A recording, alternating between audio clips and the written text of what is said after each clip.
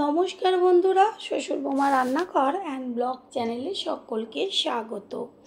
আজ শেয়ার করব লক্ষ্মী পুজোর স্পেশাল রেসিপি খইয়ের মুরকি।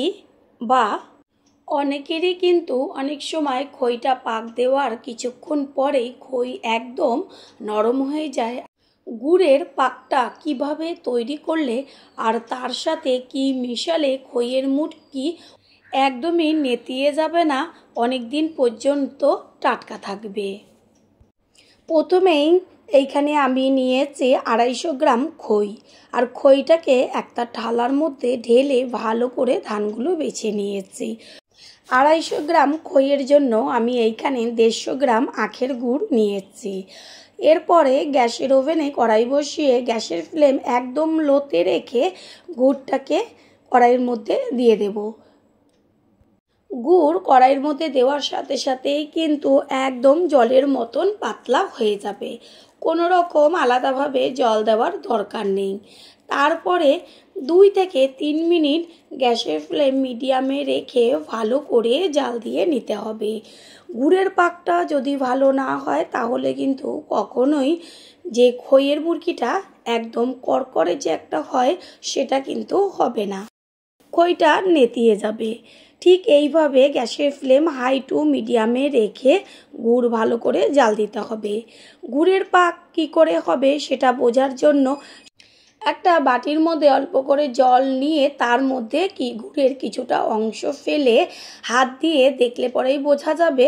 যখন দেখবেন হাতে তুলে গুড়টা বেশ দলা দলা হয়ে যাচ্ছে তখন বুঝবেন পাকটা হয়ে গেছে। এটা কিন্তু এখনও হয়নি, আঙুলের মাথায় দিয়ে দেখলাম যে আর একটুখানি হবে, সামান্য একটু নরম রয়েছে। এবার একটা বড় ধামার মধ্যে যে খইটাকে সম্পূর্ণটা ঢেলে দিয়েছি, এতে পাকটা দিতে সুবিধা হবে। সব সময় বড় জায়গার মধ্যেই খইটা পাক দিতে হয়। তারপরে আবারও খন্তির আগায় তুলে নিয়ে জলের মধ্যে ফেলে হাত দিয়ে চেক করে নেব। এটাই হচ্ছে সবথেকে সহজ পদ্ধতি বোঝার।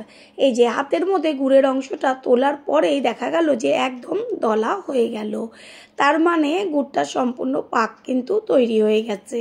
গ্যাস অফ করে দিয়েছি আর আস্তে আস্তে খইয়ের চারদিকে গুড়ের পাকটাকে ঢেলে দেব, আর সাথে সাথেই একটা খন্তি দিয়ে গুড়ের সাথে খইটাকে মাখাতে থাকবো। একবারে কিন্তু সম্পূর্ণ গুড়ের পাকটা ঢেলে দেবেন না, তাহলে কিন্তু সব যে খইয়ের মধ্যে গুড়টা ঠিক মতন পাক হবে না।